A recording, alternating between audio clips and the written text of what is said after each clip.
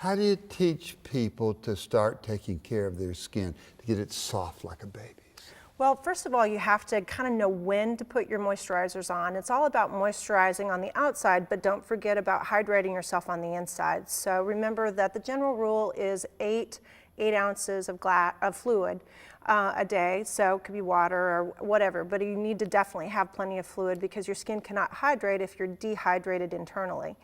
So, Do people neglect that frequently? well, I think that we all probably don't drink I don't drink enough water on it. Maybe that's why I've got dry skin. So 8 ounces of water or liquid of some kind. So you drink your water, and then that's from the inside. What do you do from the outside? So the best time to actually hydrate your skin is right after you shower, so your skin's still damp, and then you actually we have some suggestions about particular moisturizers because there's some that are definitely better than others. Let's walk back into the shower.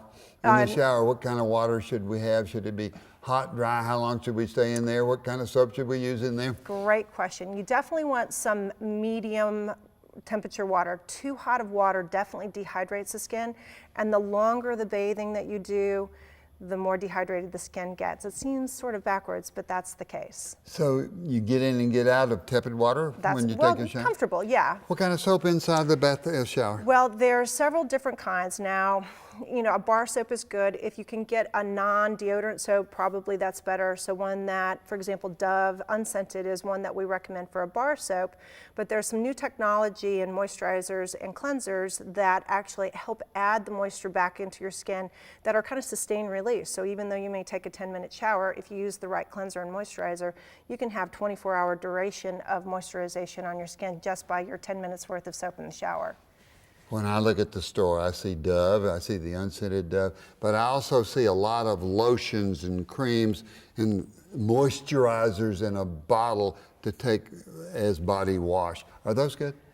Yes, they are. And it kind of is a personal preference, but actually the cleansing lotions, the liquid cleansers are oftentimes much better for your skin than the bar soap.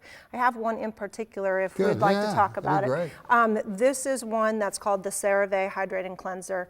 What's nice about this particular one is that it has its own built-in natural lipid or oil that's called the ceramides, and then it has hyaluronic acid, which is kind of the glue that helps keep the oils, the lipids within the skin layer. Wow, and all in just a cleansing cleanser. soap? And what's so nice about it is that it sticks with you, although you've washed it off completely, that lipid moisturization that it provides actually stays with you longer than just when it's been on the skin. Prescription? Over the counter. Over the counter, so that's CeraVe. How do you spell that? CERAVE. And it's got ceramides and hyaluronic acid, and it sort of helps the skin after you wash off the soap. Absolutely. Does it lather up? It's this one's a little bit more creamy, so you don't get a lot of bubbles, but they just came out with one that's actually in a bar. So if you do prefer a bar, you may have to look a little harder for that particular one, but the CeraVe comes in a bar soap that does the same thing as the liquid. Hey, so that sounds like that's a good thing to have up on your shower counter. I would agree. Do you tell your patients with dry skin that this will help you with that? Absolutely. I mean, if you're going to take a shower and if you're going to use some soap, why not something that's going to keep your skin well hydrated throughout the day? Tepid water, CeraVe in the shower. When you get out of the shower, you're wet. What do? You put CeraVe cleanser on, or moisturizer. Do you dry off You first? pat dry. Pat dry. Why do you pat dry? You don't really want to kind of scrape and scratch the skin. You don't want to do all this sort of stuff? That is true, because that's going to irritate the skin a little bit more.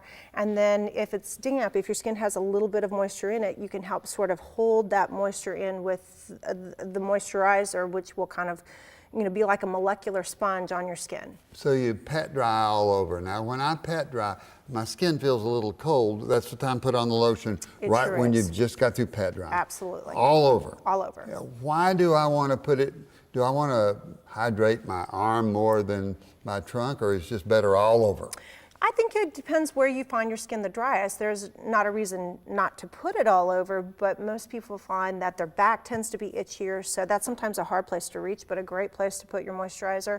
And your arms and legs oftentimes are very dry in comparison to your torso.